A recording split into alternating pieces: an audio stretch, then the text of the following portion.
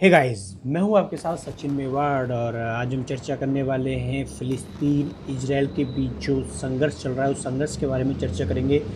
आप लोगों ने अखबार, मीडिया और न्यूज़ चैनल्स में ये बातें सुन ली होंगी कि दोनों के बीच में चल रहा है टकराव और आज हम इसका देखेंगे कि आखिर ये जो मामला है वो क्या है, क्यों है और क्या कारण है और उसके पीछे का इतिहास क्या है। तो चलिए स्टार्ट करते हैं और देखते हैं, समझते हैं कि इजराइल और फ़िलिस्तीन के बीच जो कुछ चल रहा है। देखिए, कल आपने एक खबर जो है वो आप लोगों ने सुन ली होगी कि इजराइल ने जो फ़िलिस्तीन में जो मीडिया का जो ऑफिस था इंटरनेशनल, जहाँ पे रखा हुआ था, उसके ऊपर मिसाइल दाग दी थी। ठीक है, अब आप लोग सोचोगे ऐसा क्यों किया और क्या ज़रूरत पड़ गई। देखो, बहुत सारी खबरें आजकल न्यूज़ में चल रही हैं। देखो, इसके पीछे एक मुख्य लॉजिक ये था कि जो वहाँ का संगठन है, फ़लस्तीन का जो संगठन है जिसका नाम है हमास, ठीक है, वो वहाँ की जो टॉप बिल्डिंग होती है, जो ऊंची बिल्डिंग होती है, उनके ऊपर क्या करता है, रडार और वहाँ पे अपना जो मिलिट्री एलिमेंट होता है वो ऊपर स्थापित करके उस वहाँ से करता है मॉनिटरिंग। तो इसराइल ने ऐसा कहा कि अपनी ऊंची जो बिल्डिंग होती है उनके ऊपर अपना मटेरियल रख के और ये करता है निगरानी, इसलिए हमने इनकी जो टॉप बिल्डिंग है उनको हटा दिया। मैं आप लोगों को बता दूं कि जिस समय बम्बिंग की गई थी वहाँ पे, उस समय अल जजीरा के जो पत्रकार थे उसी बिल्डिंग के अंदर ठहरे हुए थे, लेकिन इसराइल ने पहले उनको इन्फॉर्म किया कि हम ऐसा करने वाले हैं। उसके बाद पत्रकार जो थे उनको बाहर निकाल दिया गया और उसके बाद वहाँ पे की गई बम्बिंग। चलिए, तो यानी वो लोग बच गए। हाँ, बिल्कुल बच गए। अब देखो आगे इसमें आता है। देखो, ये आज का जो दैनिक भास्कर है उसका स्क्रीनशॉट है कि इसराइल ने एयर स्ट्राइक में अंतर्राष्ट्रीय मीडिया का जो ऑफिस है वो तबाह किया और इसराइल में 250 लोगों की मौत और फ़िलिस्तीन में 22 गुना ज़्यादा। तो हर मीडिया में इस स्टोरी को क्या किया जा रहा है, कवर किया जा रहा है। हाँ, तो आप लोग सोचोगे कि आखिर ये सब है क्यों, क्या ज़रूरत है। देखिए, यहाँ आपको दिख रही होगी ये मस्जिद, ठीक है, यहाँ की जो मस्जिद है ये आपको इस इमेज में दिख रही है।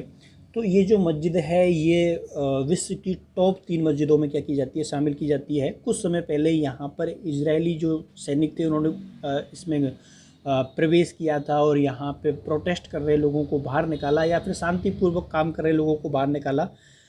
उनका कारण था कि जो यहाँ का जो ग्रुप है वो एक्टिविटी ज़्यादा कर रहा है। देखिए, ये जो ग्रुप है वो है कहाँ पे, यहाँ पे आप समझिए। देखो, ये है फ़लस्तीन, ठीक है, ये पूरा क्या है, ये पूरा है फ़लस्तीन, ये है फ़लस्तीन, ठीक है। और यहाँ पे आप देखते हो ये है इजराइल, ये पूरा जो हिस्सा है ये है इजराइल। अब देखो, ये जो यहाँ पे जो बना हुआ है ये है गाज़ा।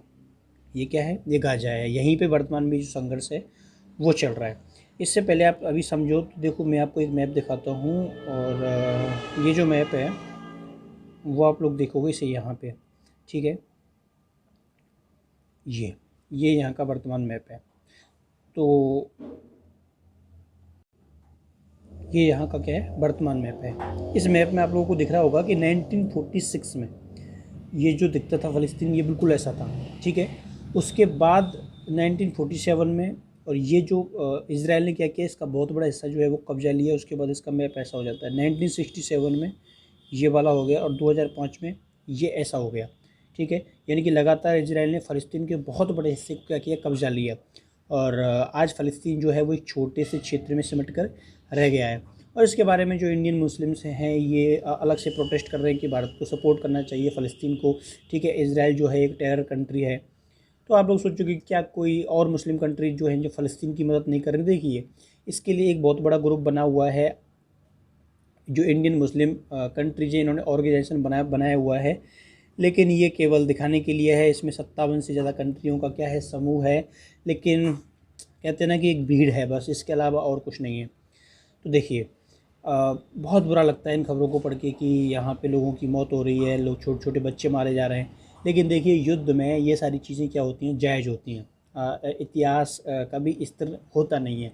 अक्सर आप लोग सोचिए, जब भारत पर आक्रमण होते थे या मंगोलों के आक्रमण होते थे, तैमूरलंग के आक्रमण होते थे, या फिर मोहम्मद बिन कासिम के आक्रमण, या फिर आप वेरियस आक्रमण लगा सकते हो अफ़गानिस्तानों के, तुर्कों के। उस समय क्या भारत के साथ कोई गुलाल की होली तो खेली नहीं जाती थी। उसमें भी बहुत बड़े नरसंहार होते थे, लाखों की संख्या में लोग मारे जाते थे। तो देखिए, इतिहास ये बताता है कि ये सारी चीज़ें बिल्कुल ही जायज़ हैं, क्योंकि इतिहास में ये सब कुछ घटित होता है, प्रथम विश्व युद्ध हो, द्वितीय विश्व युद्ध हो, तो इनके लिए हर देश को तैयार हमेशा रहना चाहिए। और देखो शांति स्थापित करने के लिए अहिंसा की ज़रूरत पड़ती है, ठीक है। आप भगवान को देख लीजिए, ईश्वर को देख लीजिए, युद्ध तो अनिवार्य होता है। किसी को भी देख लीजिए, क्योंकि स्थिरता कभी भी पृथ्वी पर रहती नहीं, वो चलती रहती है। युद्ध अनिवार्य होता है, ठीक है।